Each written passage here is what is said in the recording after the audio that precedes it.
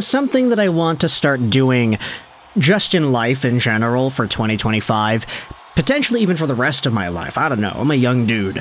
I am 24 years old, and one of the things that I want to start doing in 2025 a lot more is showing gratitude. And I understand the position that I am in as a YouTube hockey commentator, is that I have a duty to go out there and talk about stuff that happens, and talk about what people are talking about.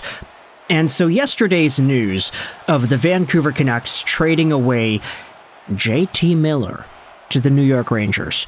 Of course, we made our video talking about the Miller trade, but I also wanted to give some gratitude. And a lot of this comes because yesterday, after the trade went down and after the Canucks made the other trade, after the Canucks lost to the Dallas Stars, there was a post made on Twitter that I actually retweeted by "I hate this team.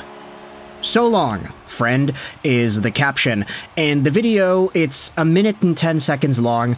It is a JT Miller montage with the Green Day song Good Riddance in the background. And the montage of JT isn't a good one. It is literally like all of the guy's worst moments where he is raging and whacking the stick at the back of the net trying to force Colin Delia to leave, and he's swearing and everything, and it's a very, tongue-in-cheek video. There's no indication from the Twitter user, "I hate this team," quote-unquote, if they actually are saying, hey, thanks Miller for being here. It's all just his bad moments, and so I wanted to dive into some of the other gratitude things about this situation, because that, of course, is very sarcastic. Let's actually give some meaningful thoughts to the guy. Because for me, whenever I think about JT Miller, obviously the 100-point season comes to mind. Everybody knows what he was at his best. But what I always think about is the very first time we had spoken about JT Miller on this YouTube channel. It was actually in the 2019 season, when the Vancouver Canucks first acquired JT Miller back on day 2 of the 2019 NHL Draft. And the reason I remember it is because it was such a big deal. Hey, Vancouver traded a first-round pick, another draft pick, and Marek Mazanec to Tampa Bay for a guy in Miller that Tampa Bay Lightning fans were agreeing, yeah, we need to get rid of this guy. He is too expensive for our middle to bottom six. He was a third-line center in Tampa. And I remember making the video back then saying, hey, this is a good trade. First-round pick for a guy who can get 50 to 60 points on a year in the top six, a winger for Bo Horvat. That's very good. And admittedly, Canucks fans in that time frame really disagreed with what it was that I was saying. I was saying, hey, good to see them get a guy like this, right? But that is definitely not how Canucks fans in general responded. And we even made a video the next day talking about the hate for the Vancouver Canucks JT Miller trade. Because at that time, Miller was not a 100-point guy. He was a $5-point-something million guy that was playing third-line minutes in Tampa and that the Vancouver Canucks traded a first for. It was a really big deal in the minds of many Canucks fans. And so we spoke out about the hate. I was like, hey, guys, come on. We just got to give him a chance. He's here in Vancouver. He's a good top six winger for them. That's what they needed. Middle six in Tampa, top six in Vancouver. That's how it goes, right? They want to speed up the process. And I was saying, with Vasily Podkolzin getting drafted on day 1 of the draft, and on day 2 of the draft, the Vancouver Canucks acquiring JT Miller, that's a lot of grit. That's a lot of strong play added to the Canucks forward core.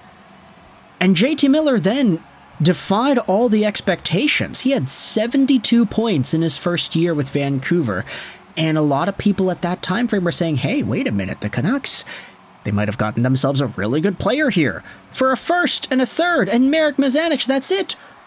How interesting. The next few years we saw JT Miller have some sort of a down year. It was the COVID North Division year. Everybody kind of stunk in that season. We're going to disregard 2020, 2021. But his 99-point season in 2021-2022 is when we really started to acknowledge that, hey, this guy could be a very special player. Almost at a 100-point clip. He bounced back from being really angry for most of that North Division season where he was swearing and yelling his head off and playing poor defensively and not back-checking. That came back in the 22-23 season, and he was still over a point per game, 82 points in 81 games, but we really started to acknowledge that JT had this Jekyll and Hyde syndrome to his game, where at his best, he is a dominant force, a total force that we had saw for most of last season, 103 points. He can take over a play, he can take over a shift. He's not the most skilled guy. He's not going to wow you with Pavel Datsyuk, Connor McDavid, Elias Pettersson even, like Dangles. He's not going to make super amazing snipes like Brock Besser in his rookie season. Instead, he dazzles you with his offensive tenacity, with the mobility that he has, how he opens up pockets of space, how he's really good at one-on-one battles, and how he can just make really nice passing plays with the guys around him. JT scored 100 plus points doing that on the Vancouver Canucks last season, and finding a way to get points on almost everything that went in. Even this season, he didn't produce as much. 35 points in 40 games played. If you do the math over 82, that's a full season's point production pace of about 70, so a decline from 100 last year, but Miller would still find ways to get on the score sheet. A goal that was scored by a Pia Suter or something, Miller would have the secondary assist.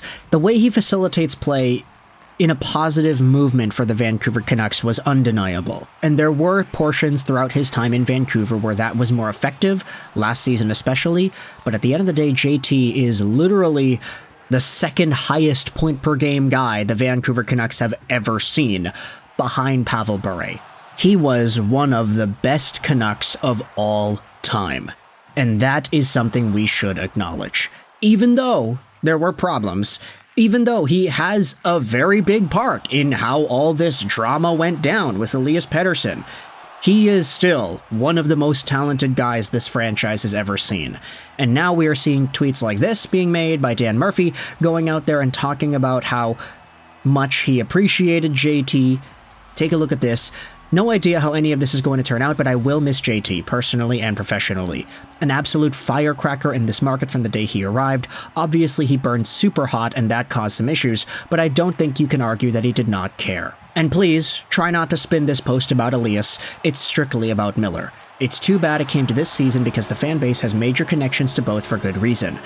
Also perhaps lost in all of this, Natalie Miller was and is an absolute star in charitable contributions. She took a lead and was front and center in a lot of them. Leaves a massive hole that's tough to replace. The Millers will be missed in this city, man.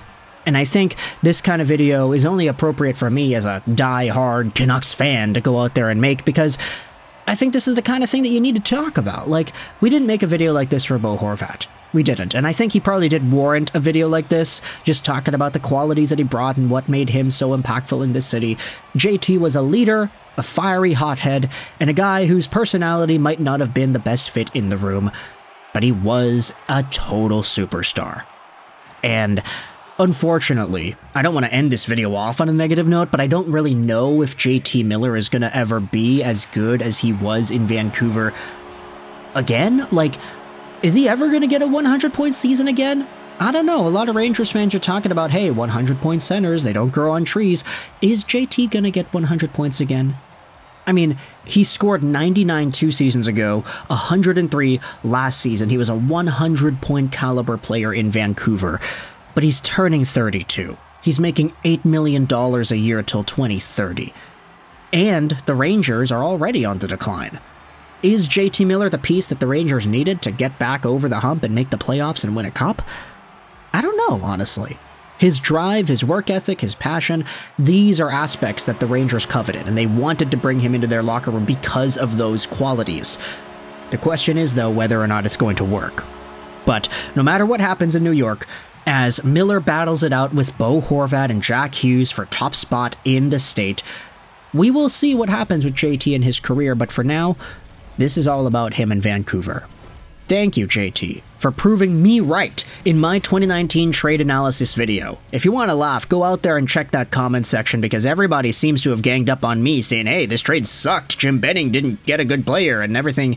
You know, contextually speaking, I can understand why people had that majority opinion, but still, thoughts in the comment section below about JT Miller and his time in Vancouver, how it's come to an end.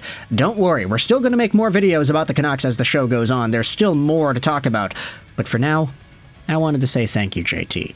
We don't really need to do the same thing for Brandstrom and Desharnais and Heinen, right? I don't know. Thoughts in the comment section below. I hope you enjoyed this video. 99, and bye.